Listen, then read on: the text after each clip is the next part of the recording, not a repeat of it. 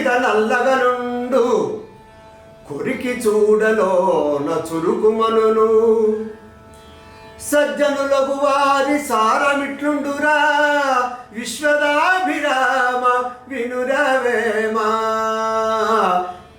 విశ్వదాభిరామ వినురవేమా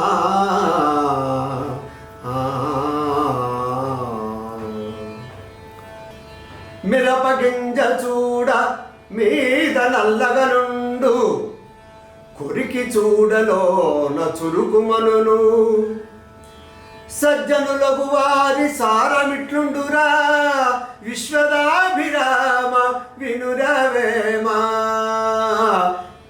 విశ్వదాభిరామ వినురవేమా